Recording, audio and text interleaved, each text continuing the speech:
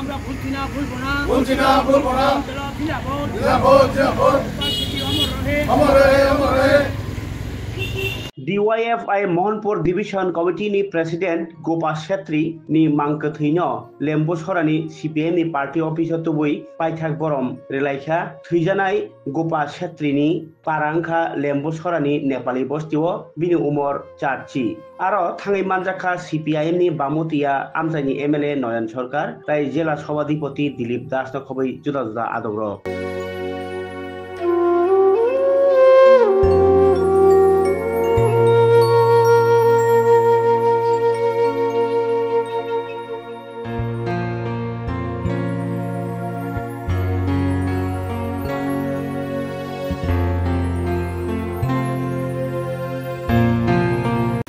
গোপাল ছেত্রী বাড়ি নেপালি বস্তি আমাদের সিপিআইএম কামারঘাট অঞ্চল কমিটির সদস্য ডিওএফআই মোহনপুর বিভাগীয় সম্পাদক মণ্ডলীর সদস্য দীর্ঘদিন পঞ্চায়েতের প্রধান ছিলেন তো ওনার আকস্মিক প্রয়াণে আমরা খুবই মর্মাহত এবং আজকে ওনার অকাল প্রয়াণে আমরা শ্রদ্ধা নিবেদন করার জন্য আজকে এখানে আমরা সমবেত হয়েছি ওনাকে আমরা শ্রদ্ধা নিবেদন করেছি এবং ওনার যে অকাল প্রয়াণ ঘটেছে তাতে ওনার পরিবারের প্রতি আমরা শোক শ্রদ্ধা জ্ঞাপন করছি।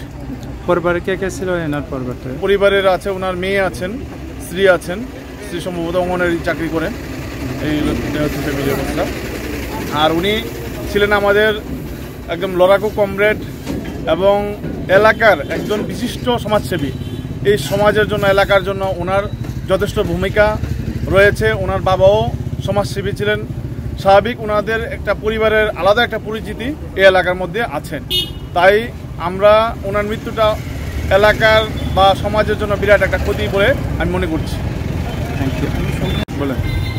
কমরেড গোপাল ছেত্রী আজ দুপুরবেলা প্রয়াত হয়েছেন এবং আমাদের বিদায়ের মুখে শুনেছেন এবং উনি চীন ভারতের যুদ্ধের পর ৬২ সালে যখন চীন ভারতের যুদ্ধ হয়, যুদ্ধের পর ১৯৬৪ সালে পেনশনে এসে তৎকালীন মুখ্যমন্ত্রী এরা এই যারা এক্স আর্মি এদের পুনর্বাসনের জন্য আমাদের ওনার বাবা প্রয়াত টেক বাহাদুর ছেত্রী উনি আর্মির উনি ছিলেন মেজর।